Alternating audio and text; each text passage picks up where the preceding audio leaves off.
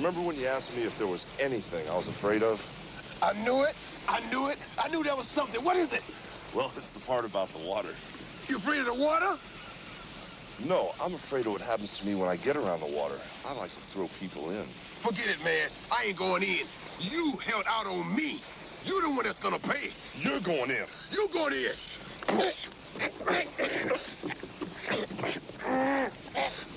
Oh, man. Forget it.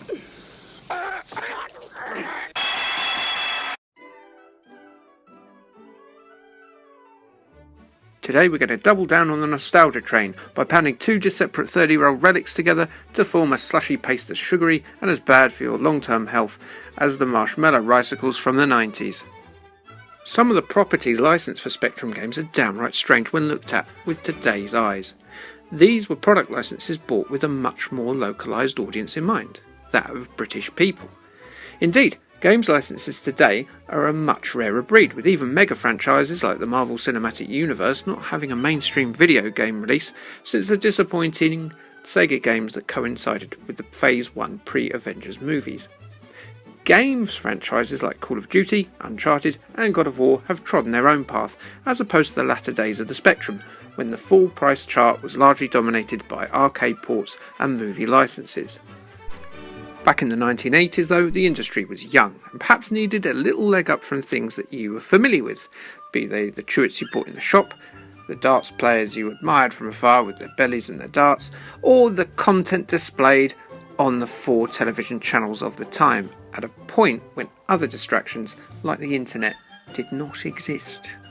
As we will discover later on in this series, no TV show, however unlikely, was off limits.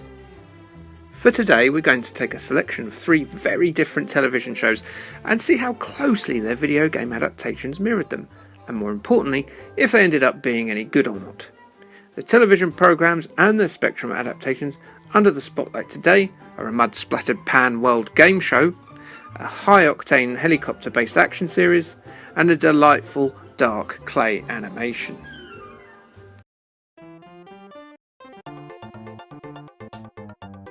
Run the Gauntlet was a gritty endurance show that ran from 1987 until 1992. Contestants from around the world were tasked with competing in a series of arduous multi-sport events. In terms of modern equivalent, I guess the closest thing to it now would be like a Ninja Warrior or Total Wipeout, but with bloody explosions and goddamn dune buggies. Look at this intro, just look at it. I can feel my testosterone seeping out of my pores, dripping onto the floor and collecting in a disgusting puddle of man gel. Explosions, just like Mummy used to make. She was a terrorist, we don't like to talk about that much. And look at that logo! Optimus Prime would have that on his arse as a tattoo. Now, let's have a look at the Spectrum game. It's important with games like this to remember how old they are and the limitations of the hardware at the time. They had tiny, small palettes of colours, primitive sound chips and most importantly minuscule levels of memory to work with. Even something we take for granted like the ability to scroll screen round was a huge undertaking on hardware like this, which is why we've got this flip screen compromise here. While something like this works for an action adventure like Jack the Nipper or the Death Wish 3 game, for a racing game where you need to see what's coming up and quickly, it can massively cripple the game itself. One-screen exponents in this same genre, like Ivan Stewart and Super Sprint, lose a bit of graphical appeal but are certainly a bit easier to steer around. In Run the Gauntlet, you can speed around a corner blind and smack straight into the backside of another vehicle, and while you spin like a chinchilla in a washing machine, the CPU is always wearing his physics don't mean shit pants and will carry on like you are nothing but an anemic gnat to it. A lot of the rounds are pretty similar, with the vehicle just changing but not much else. There is an on-foot section towards the end, but it's not overly great, with wrist-busting joystick waggling controls that will cause elbow issues that make mums worry. Despite its display issues and the weakness of the last section, it's okay. It's pretty enough for a Spectrum game and was given good to great scores by the gaming press at the time, with Your Sinclair giving it a 7 out of 10, Sinclair User scoring it 80 out of 100, and Crash gave it a 90 and one of their coveted Crash Smash Awards. I'm with your Sinclair here. It's fine, not much else. Trapdoor was a brilliant claymation kids show which ran on ITV from 1984 until 1986. It centred around the kitchen of a massive Gothic castle and the affable Burke, a lowly blue servant to the mysterious and almost certainly evil thing upstairs. Burke has a tendency to be a forgetful nincompoop and often opens the eponymous trapdoor, which usually releases a monster from the bowels of the castle. This tends to cause Burke all kinds of issues when it comes to doing his daily duties for the thing upstairs, who has a very short temper. This plot device lends itself very well indeed to the Spectrum game, an absolutely beautiful looking effort by Don Priestley for Piranha Games.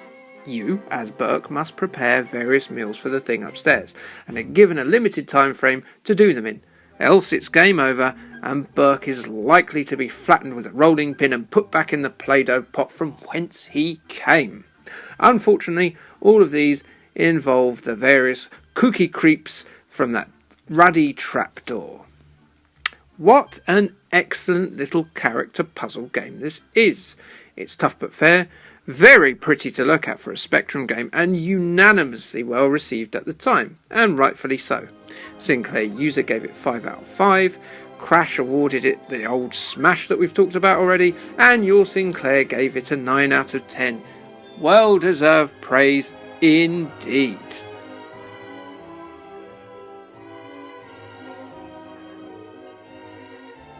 Stern looking pilots. Macho synth score that makes your balls heavy with testosterone. Impossible turbo speed boosts. Explosions that they would repeatedly use because it was cheaper than to film new ones each time. Pigs? Not really. I made that bit up. Yes, it's AirWolf, one of those US action series like A-Team and Knight Rider which were extremely popular in the mid to late 80s.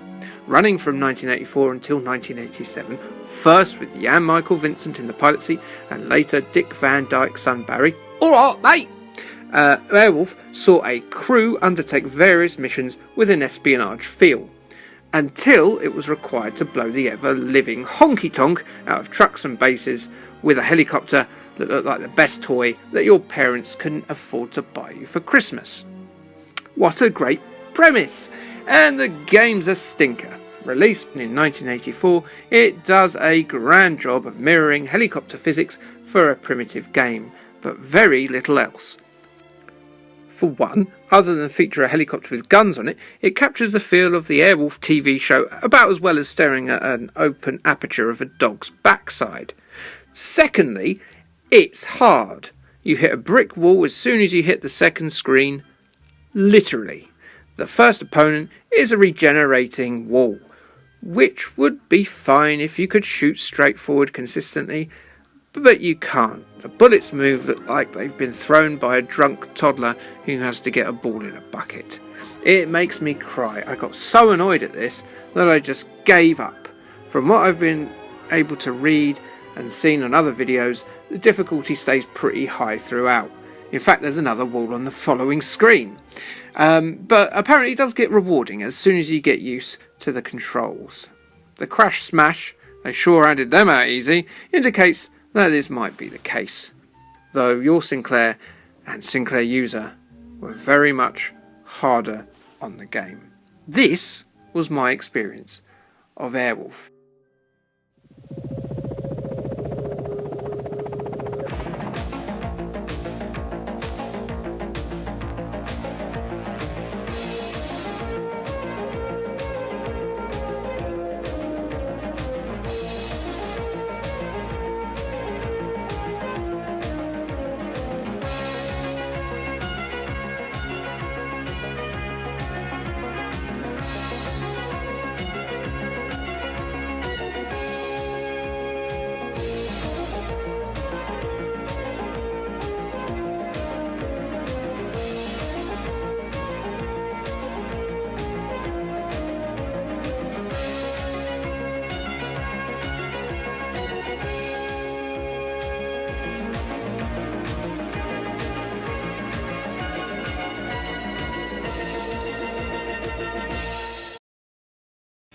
Oh well, it couldn't get much worse.